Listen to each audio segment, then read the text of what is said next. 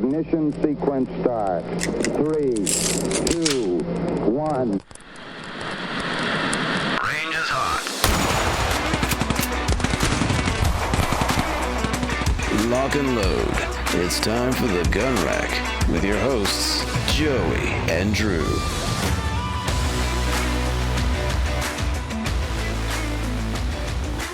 Hello, everyone, and welcome to the Gun Rack, Northern Desert Institute School of Firearms Technology's official podcast. I'm Josiah Upper. Folks call me Joey, and with me we have one Drew Poplin. Drew Poplin, also known as the Dingo. How are you doing, Drew? I am still devastated. Heartbroken. Did Sunday break your heart? Yes, sir, it did. I had some thoughts. Yes, I had some thoughts about Sunday. So for those of you that are not aware, Joey and I were actually able to go to the NFL opening game this weekend. We got to see the Carolina Panthers play the Cleveland Browns. So we were very excited for that. Lots of optimism, mostly, not earned. The best way I can describe this, and forgive me, I barely have a voice because I was screaming. The best way I can describe this is if you personify that game as another human being. Yes. You're just walking, enjoying life, enjoying your time. All of a sudden, this guy just comes up, straight up punches you in the face out of nowhere, sucker punches you. You fall on the ground, you're dazed, you're confused, you're about to black out. And then you lose consciousness and you wake up and you realize you wake up in this unfamiliar environment. Where am I? Turns out this guy felt pity for you. He put you on his shoulder. He took you back to his bungalow and he nurses you back to health because you're in trouble. You're starting to get and you're confused. Why is this happening? Why is he treating me with kindness? He punched me in the face before. Why is he being kind to me now? But you take it because you have no other choice. And pretty soon the two of you form a bond that is inseparable. Pretty soon you go from enemies to acquaintances to friends. And soon you become brothers. And you're just hanging out with them, reflecting on what a wonderful time you've had with this unexpected friend on this unexpected journey. And then all of a sudden you see another figure approaching you and you're like, who's that? Why does he have a crowbar? Oh, it's just the NFL referees. And then the two of them proceed to beat you up again. And before you black out, he says, I want you to always remember what I did to you and who you are. You unlucky, poor, unfortunate soul are a fan of the Carolina Panthers. So I had a great time. That's how it is out here, being a fan of the Carolina Panthers. If whatever you do, they will enact revenge on you for loving them. And also, we were subject to some of the worst refereeing I've ever seen. And I've seen a lot of crappy refereeing. But we had a great time. We did have a good time. Went with our good friend Dan, who I think is 73. It was me, Drew, and Dan, and we were dragging him across literal miles to get to our place. We have fun. We did have a good time, and then the refs decided that rules don't really matter, and then the Panthers lost the game. Now, in the refs' defense, the Panthers were putrid for the first 2.5 quarters of the game. Oh, absolutely. Just unwatchable. But the fact of the matter is, that was a hard game to watch. And NFL, if you're listening to this, and I know you are, maybe hire some full-time refs instead of hiring gig workers for the largest entity in television now. Just a consideration. But regardless, had a good time. Screamed, lost my voice from screaming during the fourth quarter. It was great. And Joey, what are we talking about today? Today, I don't know if you guys have listened to our episode on the top 10 first beginner handguns, according to me. It's actually our most popular podcast episode of all time here at the Gun Rack, back when I was flying this thing solo. But we thought we're going to take a crack at top 5 first beginner handguns according to, I forget the name of the website we're using. It's Colorado HandgunSafety.com.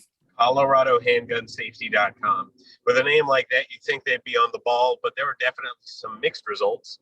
So the way this is going to work is Drew's going to read some of these off and kind of the pieces, the thoughts that were contributed by the writer. And then we're going to react to them. We're going to see which ones make sense and which ones don't. And yeah, it's going to be a real good time. But before we do that, let's talk a little bit about SDI. So Sonoran Desert Institute is an online school that focuses in firearms technology and unmanned technology. There are 3 programs currently that you can undergo with us. You can get a certificate in unmanned technology aerial systems. That's the CUTAS. Obviously, that's under the School of Unmanned Technology. There is then the Associate of Science of Firearms Technology. That's ASFT. And then there is the Certificate in Firearms Technology Gunsmithing, CFTG. All of those are available right now. If you hop online, check out our programs, and become a part of the SDI family if you're not already. Hop on to sdi.edu for more. But we are going to dive right into this thing right after we do our firearms trivia of the week.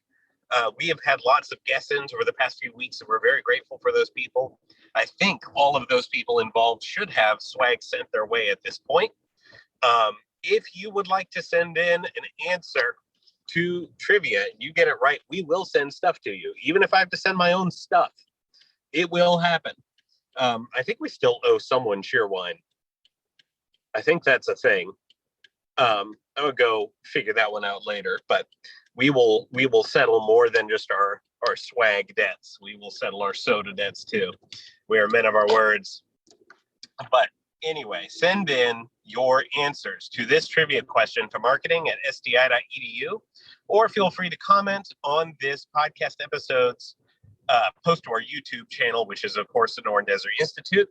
This one actually is difficult, genuinely difficult. So you're welcome to try to look it up. If you know it off the top of your head, power to you, because I know a lot about this particular firearms country of origin, especially when it comes to firearms technology, and I was completely unfamiliar with this firearm.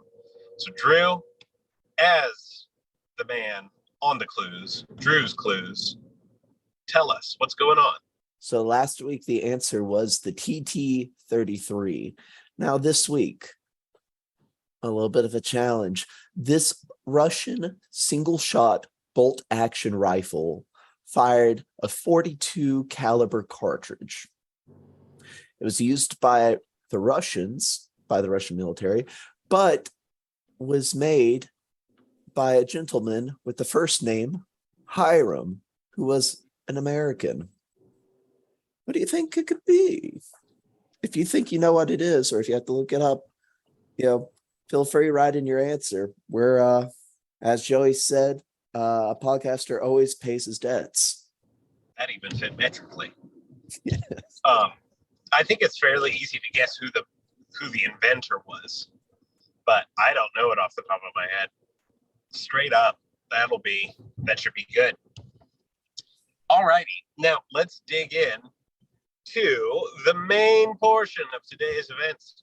Yes, sir. Yes, sir.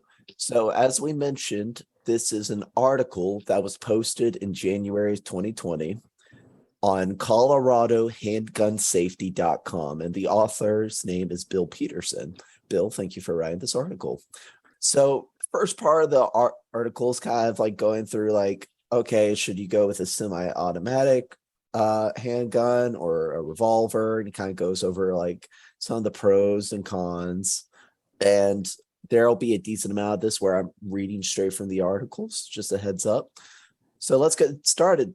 Number one, he had listed as the best handgun for a beginner. It's a name that everyone should be familiar with. It's the Glock 19, specifically at the Gen 5. He says, the Glock 19 Gen 5 is a versatile handgun. Its compact design makes it suitable for concealed carry uses and practice sessions on a shooting range. In addition, this handgun's more petite frame makes it easy to hold, which helps boost your confidence when you need to quickly aim and fire in high-stress situations. Now, the Glock fires 9x19, weighs about 30.16 ounces with a loaded magazine. Fires 15+1, but that's also depending on the size of your mag. Your standard mag holds the 15. But Joey, we've talked about Glock plenty of times on this podcast. One thing he doesn't really go into much detail about is situations like why is someone buying a handgun? Is it just for target shooting? Is it for home defense? Is it concealed carry? And if it's for concealed carry, I'm not entirely.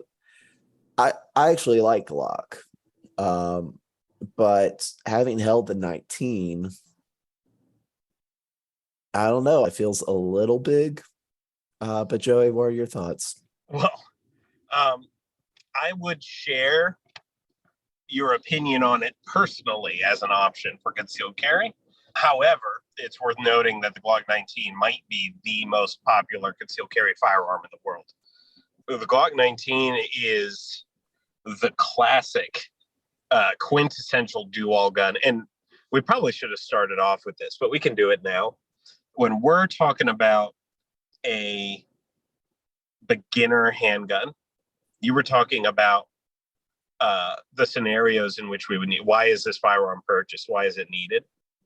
For us, in this context, the beginner handgun needs to be a do-it-all gun unless there's something you specifically don't want it to do. If you don't care at all about your handgun being fun to shoot at the range, it frees you up to do other things, although I would not recommend that. If you don't care at all about concealed carry, well, then you're opening up to a whole lot of things. But for most people that I have spoken with, I won't say everyone in the world, most people I've spoken with that want a handgun, they want one gun to rule them all. They want one thing to do all the jobs that a handgun can do. And it's not unreasonable to target that as your goal to make happen for this. That you can do that. There are some excellent options out there that can make that happen for you. And I think Glock 19 is one of those options. People refer to it as a carry size. I believe it has a 4-inch barrel or something very close to it, 15+1 capacity and 9mm, which makes it large for concealed carry. But, excuse me, I am literally on my way to get coffee this very instant. No Zip Fizz? No Zip Fizz today. I ran out and I forgot to order more. It's a tragedy. We waiting on that sponsorship. Let's go. We're waiting on that sponsorship. If you want one firearm to do everything, the Glock 19 can make that happen. And it's modular, but if you're a beginner, do not start modding your handgun before you shoot the thing. Outside of maybe some night sights, if you're feeling it. That's it. That's as far as you want to go. You want to get proficient first. And the 19 can be fun to shoot at the range. I'm not a huge Glock person, but that doesn't mean it's not work. It's not going to work for that. There are definitely some concealed carry options for you out there. Yeah, I think every list for beginner handguns has to start or end with a Glock, and I think the 19 is a perfectly acceptable version of that. They specify Gen 5. I don't care what generation you make use of. And I think if he was pressed, I don't think the author would either. Mm-hmm. Yeah. And let me clarify. The reason I don't view it as what I would go to for a concealed carry handgun is just for me. I feel like if I'm going inside the waistband, it might be a bit bulky for that, at least for a little me, thing. person. Yeah. 4-inch barrel is not overly problematic, but well, you have to understand And granted, I don't necessarily foresee myself using inside the waistband because I wear tight jeans. That's because you're a little sad boy, little Christian school sad boy. That's because I like flaunting my calves. Mom always said, if you got it, flaunt it. So I stick with that philosophy. But moving on, number 2, he has the Mossberg MC1 SC. He says another handgun perfect for beginners is the Mossberg MC1 SE. This model is a 9mm caliber pistol with a more petite frame, making it an excellent option for those with a concealed carry permit. In addition, unlike other single stack handguns, this pistol is only gripped on the upper section. This unique design optimizes your grip so you can shoot more accurately. Now, the MSRP on this thing is $350. There is some advantage to that, no doubt. I think this is a horrific choice for a beginner firearms. There's all sorts of things that are wrong with it. Do you happen to have the specs up somewhere? Yes, sir. Can you go ahead and read off the barrel length for this thing? Well, barrel length is 3.4 inches. Actually, that's not as bad as I thought it would be. What's the capacity? This is what I was getting at. The capacity is 7+1. Yep. How does it have the height there? It doesn't have the height, but it does have the weight, and they have the overall length. Overall length is 6.25 inches, and the weight is 22 ounces. Okay, those are reasonably standard. Yeah. Here's my beef with this. When you are looking at a first handgun, again, we're talking about something that needs to do most things. They need to do all the things you're interested in. Yeah, one of those is that you need to be able to shoot it reliably and accurately. Whatever modifications they have gone through to make this thing work, to optimize your grip. Don't get me wrong, all of that's awesome. Not here to hate on that in any way, shape, or form. Mossberg SC stands for subcompact. Don't buy a subcompact for your first handgun.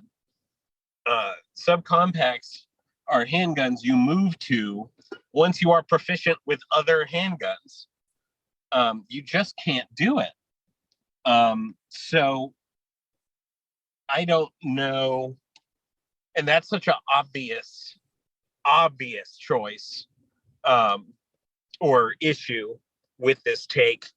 3.6 or 4 inches is not horrific. It's not great. I would say if you're buying your first handgun, I would stay 3.9 inches or above. So one thing that's interesting to know is that I believe Mossberg's intention was to be an alternative to the Glock 43. Interesting. Okay. Well, that's, first of all, there's no issue with that as your goal. Mm-hmm. Respect, especially at the price point you're coming in at. Way to go. Glock 43 is not a beginner pistol. Well, it's not your first pistol, right? Glock does a pretty good job at making most of their handguns operable to a beginner, but you really want to be into that slightly larger frame to get this done. So if it were me, anything subcompact is just not going to be, maybe later, right? There's nothing wrong with owning one, but that's the very first thing I own. There's a decent chance I'm getting flustered at why I'm not shooting right, and it's just not a good look. So I would pass that one up. And frankly, the concept of it being included in an article like this smacks me more as a search engine optimization play than a sincerely held belief. That's just a vibe I'm getting. So that's just the take. I could be wrong about that, but I get the feeling that he wanted to include something new and trendy. So that's the one he included that's new and trendy. If I'm not mistaken, I think they have clear magazines though. That's pretty dope. I will say that. Clear magazines are fun. You are right. Yeah. But we'll go ahead and move on to number 3. We have, was it the car? Yep. The car CW9. You don't even get to read his takes on this because this is some BS. Well, you can read it later. The car CW9 has many of the same issues. In fact, do you have the specs up somewhere? So it shoots 9mm, double action, 3.5-inch barrel length. The gun weighs 1.85 pounds and has a capacity of 7+1. And it's going for $400 on Bass Pro Shops. Yep. So car sucks. They just do. I'm not going to apologize for it because them and C Camp can both throw themselves out a window collectively as brands. I don't want to hear another word from either of them again. I've only shot 2 firearms in my life where I was like, this firearm is borders upon unshootable. There are more out there, but the 2 handguns I've ever shot where I'm like, this is a waste, is the Radom P64, which is actually a firearm I love, ironically. If you shoot it one-handed and have no issue with the concept of being erratic, it's a wonderful time. And the car CW40, which is this, but up-chambered in 40. There is no redeeming quality to that shooting experience. The capacity is low. The firearm is overly heavy. It's still snappy because that one was 40, and 9, it might be a little bit different. But you're low capacity, high weight, poor control regardless. It's an unpleasant shooting experience. The double action's not good. There's just, we've gone quite a while in this one avoiding this phrase, but not an official SDI opinion. I would rather not have a gun than have a car at this point, because I don't have any confidence in my ability to use one. Forget a beginner trying to make this work. There are so many better options at that price point. I literally have seen people try to sell cars for under $300 just to get rid of them. They just suck. I'm like, that's a stupid choice to put on any list, let alone a beginner's list. Yeah, just to summarize, we don't really have any strong opinions, one way or the other, about this firearm. Yeah, we're coming back to the rest of the list is significantly improved. The Mossberg pick is a wannabe, trendy, edgy pick, I think. That's my hot take on it. This guy's probably like a listener, and he's like getting ready for his slander lawsuit to come after me, but I think that was a wannabe edgy pick. The Glock 19 Gen 5 as a pick is unimpeachable, right? That's a classic starter firearm. This car pick is bird-brained at best. It's an absolute nonsense pick. What's next on the list? Because I'm pretty sure we start to mellow out a little bit now. Yes, sir. And we start to mellow out with Smith & Wesson's M&P M2.0. Oh, gosh, yeah. He says this model is the upgraded version of Smith & Wesson M&P 9mm handgun designed for personal, sporting, and professional use. This model features a new grip. The grip makes it easier to hold, especially for beginners, and helps you recover more quickly. Yeah. So if I were to choose one handgun, I was only allowed to have one handgun. I will tell you, the one that I operated in as essentially my one handgun for a long time was the TriStar T100, which is a clone of the Jericho 941, also known as the Baby Eagle. I probably would not do that again as my only one. I still love it very much. I probably, if I were to have one as a beginner and I knew all that I know now, I would probably make use of the Omega trigger in the CZ P07 or P09, which is a similar size to the Glock 19, etc. The latter is significantly larger than the former, It's kind of that 1917. You get what I'm saying. That being said, if I had to go the way of striker fired, right? If hammer fired is just not allowed in this context, the M&P 2.0 would be the choice. And I don't even think it's a question. Glocks are awesome. M&Ps and Glocks are both excellently made, so you can kind of get dealer's choice there. But I enjoy the build of the M&P 2.0 significantly more. I just find it to be more comfortable. The M&P compact size is probably not your beginner handgun, but the M&P compact I enjoy quite a bit as an excellent concealed carry firearm option. So, and then of course the Shield is a god among men in the concealed carry community. So really good options. I would say there's multiple options within the M&P family that you can make use of for your first firearm. So I think this is a great choice. Cool. Well, then let's round it out with the last one. The last one being the Beretta PX4 Storm series. He says the Beretta PX4 Storm handguns are an excellent option for both experienced and first-time shooters. The feature beginners love most about this pistol is its automatic firing pin block. This safety feature prevents your handgun from accidentally firing while sitting in your belt or holster. Now, again, he mentions it's the whole family. The Storm series. I think there's about 9 different models. There are quite a few. So it's kind of hard to give you the specs and focus in on any particular one. Just for the sake of it, let's do the PX4 Storm compact carry. Okay, so PX4 Storms are great firearms, and we finally have an addition to this thing that's hammer fired that I like. In fact, it's the only external hammer firearm in this list of 5, and you guys know I love that. So pluses to this firearm: it's reliable, it's extremely comfortable in hand for me as a larger hand dude, and pretty enjoyable.